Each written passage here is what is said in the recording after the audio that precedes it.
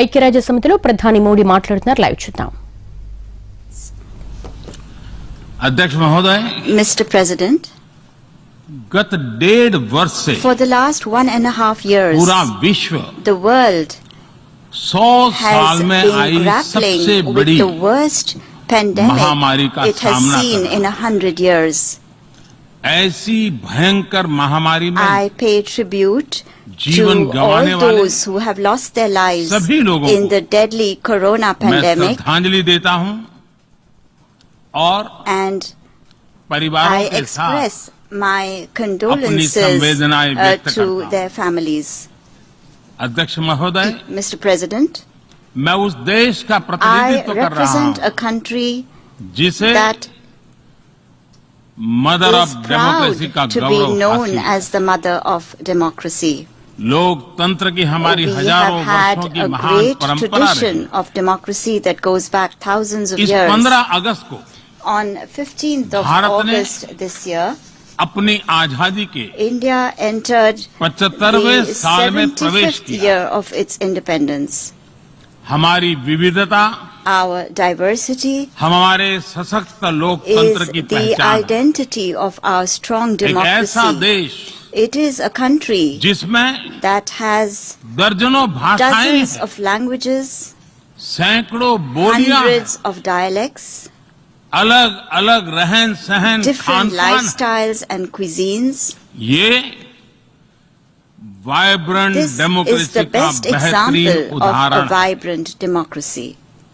ये भारत के लोकतंत्र की ताकत है। The strength of our एक democracy छोटा बच्चा is demonstrated जो by the कभी fact that a little एक boy रेलवे स्टेशन who के at टी one स्टॉल पर time used to help अपने his पिता father की मदद at करता his था, tea stall at the railway आज station is today चौथी बार addressing the भारत के United प्रधानमंत्री के Nations तौर पर General Assembly for the fourth time UNGA को as संबोधित Prime कर रहा Minister है। of India.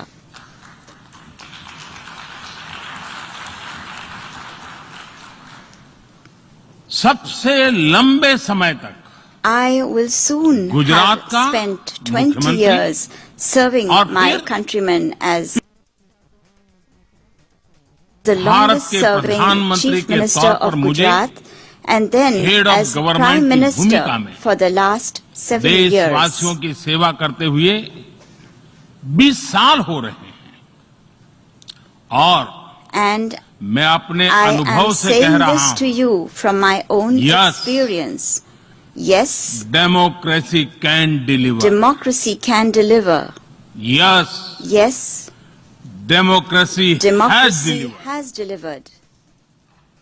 अध्यक्ष महोदय, Mr. President, एकात्म मानव दर्शन today के is प्रणेता the birth anniversary Pandit of Deendayal Pandit Upadhyay ji की आज Deen जन्म Dayal Jayanti. Upadhyay, the proponent of Ekatma Manav Darshan. एकात्म मानव दर्शन यानी Ekatma Manav Darshan integral means humanism, integral humanism, अर्थात or स्व से the development समष्टि journey तक undertaken विकास और together, विस्तार the की expansion सहयात्रा। from the self to the universe, expansion of the self, expansion of the self, moving from moving individual to from the the society, individual to society, the nation to the nation, and entire and to humanity. entire humanity. और ये चिंतन And this philosophy Antyodaya को is समर्पित है। dedicated to Antyodaya.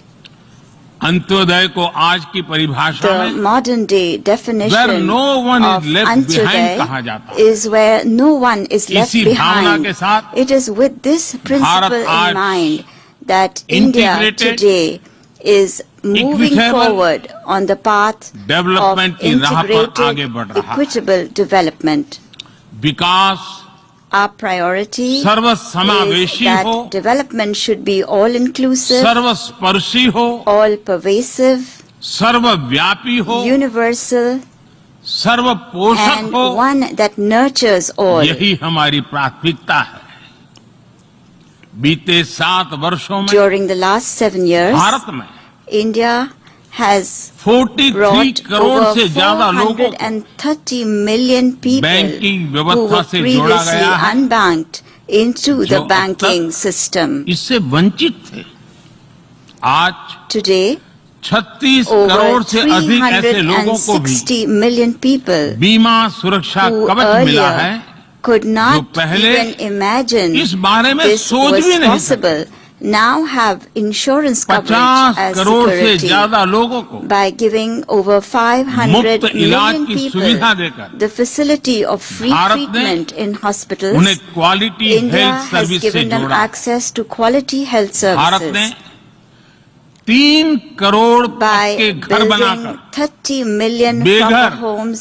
यानी India has made homeless परिवारों को homeless families home owners बनाया। homeowners. अध्यक्ष महोदय, Mr. President, प्रदूषित पानी polluted water भारत ही नहीं is a very big पूरे problem, विश्व not just for और India, खासकर but for the entire गरीब और world, and in विकासशील देशों particular की for poor and बहुत developing बड़ी countries. समस्या है। भारत में इस चुनौती से निपटने के लिए In order to address this हम challenge 17 in करोड़ से India, अधिक घरों we तक are carrying out a very big pipe से campaign to ensure साफ that पानी piped पहुंचाने clean का बहुत water बड़ा अभियान reaches चला रहे हैं। over 170 million विश्व homes. की बड़ी-बड़ी संस्थाओं ने Reputed institutions of the ये world माना है have कि said किसी भी देश के विकास के लिए वहां के नागरिकों के पास जमीन और घर के प्रॉपर्टी राइट्स यानी ओनरशिप का रिकॉर्ड होना बहुत जरूरी है। दुनिया के बड़े बड़े देशों में बड़ी संख्या में ऐसे लोग हैं जिनके पास जमीनों और घरों के प्रॉपर्टी राइट्स नहीं है।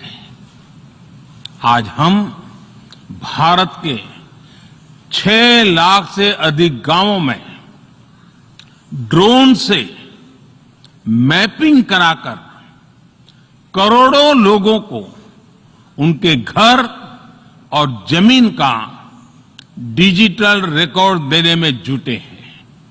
ये डिजिटल रिकॉर्ड प्रॉपर्टी पर विवाद कम करने के साथ ही access to credit, bank loan तक लोगों की पहुंच बढ़ा रहा है। अध्यक्ष महोदय, आज विश्व का हर 6ठा व्यक्ति भारतीय है। जब भारतीयों की प्रगति होती है तो विश्व के विकास को भी गति मिलती है। When India grows, the world grows. When India reforms, the world transforms. Bharat में हो रहे साइंस और टेक्नोलॉजी आधारित इनोवेशंस विश्व की बहुत मदद कर सकते हैं। हमारे टेक सॉल्यूशंस का स्केल और उनकी कम लागत दोनों अतुलनीय है। हमारे यूनिफाइड पेमेंट इंटरफेस यूपीआई आज भारत में हर महीने 350 करोड़ से ज्यादा ट्रांजैक्शन हो रहे हैं। भारत का वैक्सीन डिलीवरी प्लेटफॉर्म कोविन एक ही दिन में करोड़ों वैक्सीन डोज लगाने के लिए डिजिटल सपोर्ट दे रहा है। अध्यक्ष महोदय, सेवा परमो धर्मः,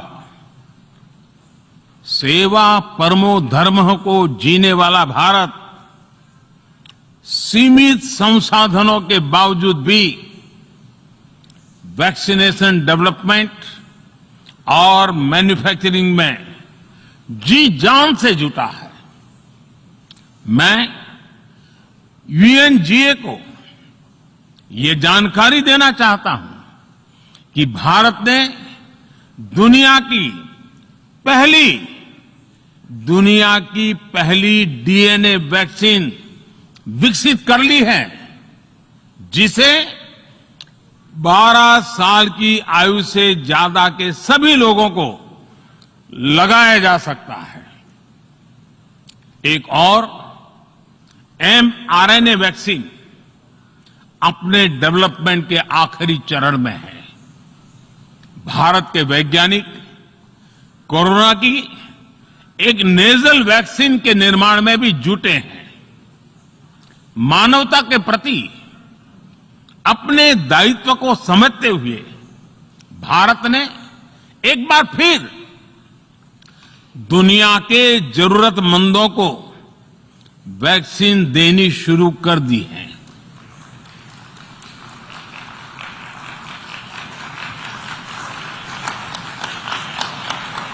मैं आज दुनिया भर के वैक्सीन मैन्युफैक्चरर्स को भी आमंत्रित करता हूं, कम मेक वैक्सीन इन इंडिया। अध्यक्ष महोदय, आज हम सब जानते हैं कि मानव जीवन में टेक्नोलॉजी का कितना महत्व है, लेकिन बदलते हुए विश्व में टेक्नोलॉजी विथ डेमोक्रेटिक वैल्यूज, ये सुनिश्चित करना भी आवश्यक है। भारतीय मूल के डॉक्टर्स, इनोवेटर्स, इंजीनियर्स, मैनेजर्स किसी भी देश में रहें, हमारे लोकतांत्रिक मूल्य उन्हें मानवता की सेवा में जुटे रहने की प्रेरणा देते रहते हैं। और ये हमने इस कोरोना काल में भी देखा है। अध्यक्ष महोदय, कोरोना महामारी ने विश्व को यह भी सबक दिया है कि वैश्विक अर्थव्यवस्था को अब और अधिक डाइवर्सिफाई किया जाए। इसके लिए ग्लोबल वैल्यू चेन्स का विस्तार आवश्यक है। हमारा आत्मनिर्भर भारत अभियान इसी भावना से प्रेरित है। ग्लोबल इंडस्ट्रियल डाइवर्सिफिकेशन के लिए भारत विश्व का एक लोकतांत्रिक और भरोसेमंद पार्टनर बन रहा है। और इस अभियान में भारत ने इकोनॉमी और इकोलॉजी दोनों में बेहतर संतुलन स्थापित किया है। बड़े और विकसित देशों की तुलना में क्लाइमेट एक्शन को लेकर भारत के प्रयासों को देखकर आप सभी को निश्चित ही गर्व होगा। आज भारत बहुत तेजी के साथ 450 गीगावाट रिन्यूएबल एनर्जी के लक्ष्य की तरफ बढ़ रहा है। हम भारत को दुनिया का सबसे बड़ा ग्रीन हाइड्रोजन हब बनाने के अभियान में भी जुट गए हैं। अध्यक्ष महोदय, हमें अपनी आने वाली पीढ़ियों को जवाब देना है कि जब फैसले लेने का समय था, तब जिन पर विश्व को दिशा देने का दायित्व था, वो क्या कर रहे थे। आज विश्व के सामने रिग्रेसिव थिंकिंग और एक्सट्रीमिज्म का खतरा बढ़ता जा रहा है। इन परिस्थितियों में पूरे विश्व को साइंस बेस्ड रेशनल और प्रोग्रेसिव थिंकिंग को विकास का आधार बनाना ही होगा। साइंस बेस्ड अप्रोच को मजबूत करने के लिए भारत एक्सपीरियंस बेस्ड लर्निंग को बढ़ावा दे रहा है। हमारे यहां स्कूलों में हजारों अटल टिंकरिंग लैब्स खोली गई हैं, इंक्यूबेटर्स बने हैं और एक मजबूत स्टार्टअप इकोसिस्टम विकसित हुआ है। अपनी आजादी के 75 वर्ष के उपलक्ष्य में जब हम आजादी का अमृत महोत्सव मना रहे हैं, भारत 75 ऐसे सैटेलाइट्स को अंतरिक्ष में भेजने वाला है जो भारतीय विद्यार्थी स्कूल कॉलेजों में बना रहे हैं। अध्यक्ष जी, दूसरी ओर रिग्रेसिव थिंकिंग के साथ जो देश आतंकवाद का पॉलिटिकल टूल के रूप में इस्तेमाल कर रहे हैं, उन्हें ये समझना होगा कि आतंकवाद उनके लिए भी उतना ही बड़ा खतरा है। ये सुनिश्चित किया जाना बहुत जरूरी है कि अफगानिस्तान की धरती का इस्तेमाल आतंकवाद फैलाने और आतंकी हमलों के लिए न हो। हमें इस बात के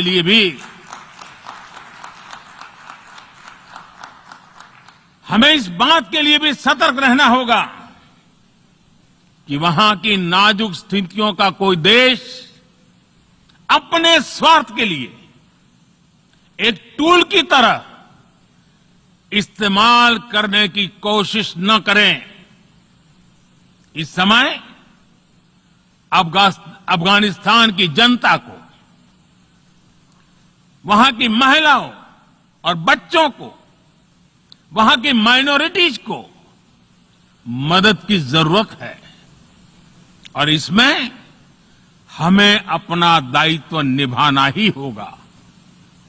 अध्यक्ष महोदय, हमारे समंदर भी हमारी साझी विरासत है, इसलिए हमें ये ध्यान रखना होगा कि ओशन रिसोर्सेज को हम यूज करें, एब्यूज नहीं। हमारे समंदर अंतर्राष्ट्रीय व्यापार की लाइफलाइन भी है। इन्हें हमें एक्सपांशन और एक्सक्लूजन की दौड़ से बचाकर रखना होगा।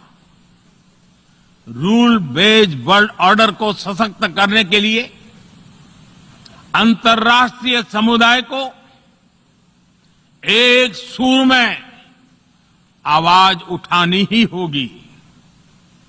सुरक्षा परिषद में भारत की प्रेसिडेंसी के दौरान बनी विस्तृत सहमति विश्व को मैरीटाइम सिक्योरिटी के विषय में आगे बढ़ने का मार्ग दिखाती है।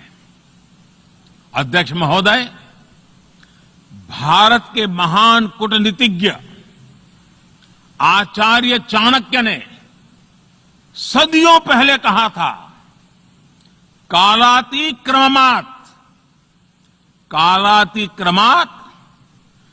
काल एव फलम पिबती। जब सही समय पर सही कार्य नहीं किया जाता तो समय ही उस कार्य की सफलता को समाप्त कर देता है। संयुक्त राष्ट्र को खुद को प्रासंगिक बनाए रखना है तो उसे अपनी इफेक्टिवनेस को सुधारना होगा, रिलायबिलिटी को बढ़ाना होगा। यूएन पर आज कई तरह के सवाल खड़े हो रहे हैं। इन सवाल को हमने क्लाइमेट क्राइसिस में देखा है, कोविड के दौरान देखा है, दुनिया के कई हिस्सों में चल रही प्रॉक्सी वॉर, आतंकवाद और अभी अफगानिस्तान के संकट ने इन सवालों को और गहरा कर दिया है। कोविड के ओरिजिन के संदर्भ में और ease of doing business ranking को लेकर वैश्विक गवर्नेंस से जुड़ी संस्थाओं ने दशकों के परिश्रम से बनी अपनी विश्वसनीयता को नुकसान पहुंचाया है। ये आवश्यक है कि हम यूएन को ग्लोबल ऑर्डर, ग्लोबल लॉज और ग्लोबल वैल्यूज के संरक्षण के लिए निरंतर सुदृढ़ करे। मैं नोबेल पुरस्कार विजेता गुरुदेव रविंद्रनाथ टैगोर जी के शब्दों के साथ अपनी बात समाप्त कर रहा हूं। शुभो कर्मोपोथे, शुभो कर्मोपोथे, ধোরো নির্ভয়োগান, সব দুর্বল সন্ন্যাস होक अवसान। अर्थात अपने शुभ कर्म पथ पर निर्भीक होकर आगे बढ़ो, सभी दुर्बलताएं और शंकाएं समाप्त हो। ये संदेश आज के संदर्भ में संयुक्त राष्ट्र के लिए जितना प्रासंगिक है, उतना ही हर जिम्मेदार देश के लिए भी उतना ही प्रासंगिक है। मुझे विश्वास है हम सबका प्रयास विश्व में शांति और सौहार्द बढ़ाएगा, विश्व को स्वस्थ, सुरक्षित और समृद्ध बनाएगा। इन्हीं शुभकामनाओं के साथ बहुत बहुत धन्यवाद। नमस्कार।